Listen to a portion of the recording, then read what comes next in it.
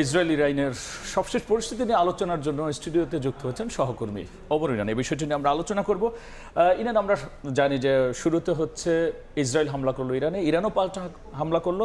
সামগ্রিকভাবে দুই দেশেরই ক্ষয়ক্ষতির মধ্যে আছে। শুরুতে যদি একটু আলোচনায় আসি যে কি পরিস্থিতি কোন দিকে মন নিচ্ছে এবং ক্ষয়ক্ষতির বিষয়টা যদি স্পষ্ট করে শুরুতে বলে। আপনি একেবারে গতকাল থেকে যদি শুরু করি, প্রথমত ইসরায়েল যখন ইরানের বিভিন্ন স্থাপনা অর্থাৎ যে ক্ষেপণাস্ত্র মজুতাগার রয়েছে কিংবা তাদের যে সামরিক ঘাঁটিগুলো রয়েছে সেটি লক্ষ্য করে যখন ইসরায়েল হামলা চালালো, ইরানের পক্ষ থেকে তাৎক্ষণিকভাবে শুধুমাত্র নিন্দা জানানো হয়েছে এবং কিছু হুমকি ধামকি দেওয়া হয়েছে। সারাদিন কিন্তু তেমন কোনো প্রতিক্রিয়া দেখা যায়নি, তবে দেশটির সর্বোচ্চ ধর্মীয় নেতা তিনি কিন্তু বলেছেন যে এর জন্য কঠিন পরিণতি ভোগ করতে হবে। এই ঘোষণার কয়েক ঘন্টার মধ্যেই রাতে গিয়ে অপারেশন ট্রু প্রমিস 3 শুরু করে ইরান, এবং এর আগে আপনি দেখেছেন যে একই রকমভাবে অপারেশন ট্রু প্রমিস 1 এবং 2 যেভাবে পরিচালনা করা হয়েছিল, একইভাবে ইরান গতকাল অপারেশন ট্রু প্রমিস 3 শুরু করেছে এবং এর মধ্য দিয়ে মূলত ব্যালিস্টিক মিসাইলের বর্ষণ চালিয়েছে ইরান। সবচেয়ে এখানের যে বিষয়টি, যে তারা ক্ষয়ক্ষতির হিসেবে যদি আমরা আসি, যে আসলে কার কেমন ক্ষয়ক্ষতি হয়েছে, ইরানও তো হামলা চালালো, আবার ইসরায়েলও পাল্টা হামলা চালালো, দুপক্ষই পাল্টা হামলা চালাচ্ছে। আমরা যদি ক্ষয়ক্ষতির পরিমাণে যাই, ইসরায়েলের দফায় দফায় ক্ষেপণাস্ত্র যে তাণ্ডব, সেখানে এখন পর্যন্ত ইসরায়েলি 4 জন নাগরিক নিহত হয়েছেন এবং আহত হয়েছেন 150 শতাধিক। এটি মূলত ইসরায়েলি গণমাধ্যমেও বলা হচ্ছে, যদিও ইরানের দাবি তারা আরও ব্যাপক আকারে হামলা চালিয়েছে, তবে ইসরায়েলের ক্ষয়ক্ষতির পরিমাণ আসলে কম কেন? সেক্ষেত্রে ইসরায়েল দাবি করছে তাদের অত্যাধুনিক যে প্রযুক্তি রয়েছে, প্রযুক্তির মাধ্যমে যুক্তরাষ্ট্রের সহায়তায় তারা বেশিরভাগ ক্ষেপণাস্ত্র ভূপাতিত করে দিচ্ছে, যে কারণে প্রাণহানি এড়ানো যাচ্ছে।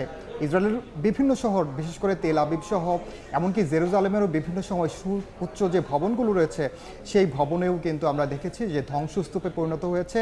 এখন পর্যন্ত ধ্বংসস্তূপে অনেকে আটকা আছেন। এবং ইরানের যদি ক্ষয়ক্ষতি, ইসরায়েলের ক্ষয়ক্ষতি যদি আমি কম বলি, সেটিও আসলে বিভিন্ন কারণ রয়েছে। সেক্ষেত্রে আমরা যদি একটু আসি যে এই ঘটনার পর তো বিশ্বের অনেক বিষয়ের সাথে সংযুক্ত, এবং আমরা বলছিলাম বিনিয়োগ বাণিজ্য প্রভাব পড়বে। সরকার প্রধানরা, রাষ্ট্রপ্রধানরা কি বলছেন, আসলে প্রতিক্রিয়া কি জানাচ্ছেন? বিশ্ব প্রতিক্রিয়া আমি যদি বলি যে দুই ভাগে বিভক্ত হয়ে গেছে। কয়েকটি দেশ, বিশেষ করে পশ্চিমা দেশগুলো স্বাভাবিকভাবে ইরানের পক্ষ নিয়েছে এবং ইসরায়েলের পক্ষ নিয়েছে। অন্যদিকে আমরা দেখেছি যে ইরানে হামলার তীব্র নিন্দা জানিয়েছে ইসরায়েল, চীন সহ বেশ কয়েকটি দেশ।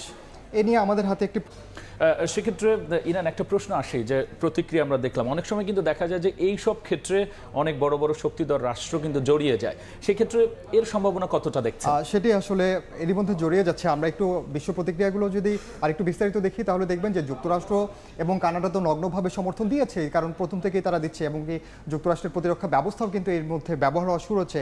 ইসরায়েলকে যুক্তরাষ্ট্র, কানাডা, ইউ সহ পশ্চিমা যে দেশগুলো রয়েছে, ইউরোপীয় দেশগুলো রয়েছে, তার বেশিরভাগ দেশ কিন্তু ইরানের যে আত্মরক্ষার পক্ষে তারা সাফাই গাচ্ছে, বলছে যে ইসরায়েলের আত্মরক্ষার অধিকার রয়েছে, সেই বিষয়টি বলছে।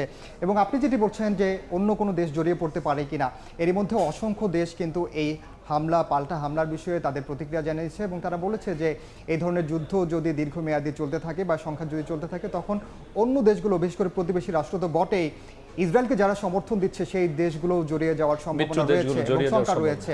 যে কারণে কিন্তু এখন পর্যন্ত জাতিসংঘের পক্ষ থেকে বলা হচ্ছে যে দ্রুততম সময়ে আলোচনার মাধ্যমে এই সংখ্যার যেন নিরসন করা হয়।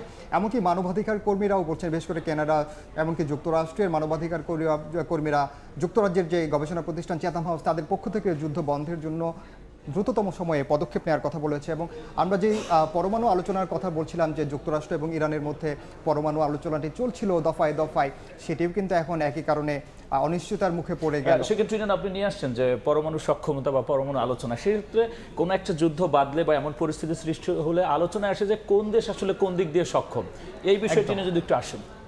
একদম, আসলে যেই এখন পরিস্থিতি এখন দাঁড়িয়েছে, যুক্তরাষ্ট্রের সমর্থনে ইসরায়েল যেমন খুবই শক্তিশালী অবস্থানে আছে, তেমনি ইরানও কিন্তু আবার তাদেরকে বেশ কয়েকটি দেশ সমর্থন দিয়ে যাচ্ছে। বিশেষ করে আমরা যদি বলি চীনের কথা, রাশিয়ার কথা, রুশ প্রেসিডেন্ট ভ্লাদিমির পুতিন সরাসরি কিন্তু ফোনে সমর্থন জানিয়েছেন।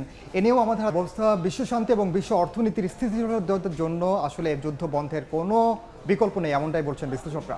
ইরান, আপনাকে ধন্যবাদ আলোচনায় যুক্ত হওয়ার জন্য। ধন্যবাদ। ইরান ইসরায়েল সার্বিক পরিস্থিতি নিয়ে আমরা ছিলাম আলোচনায়। স্টুডিওতে যুক্ত হয়েছিলেন সহকর্মী ওমর ইরান।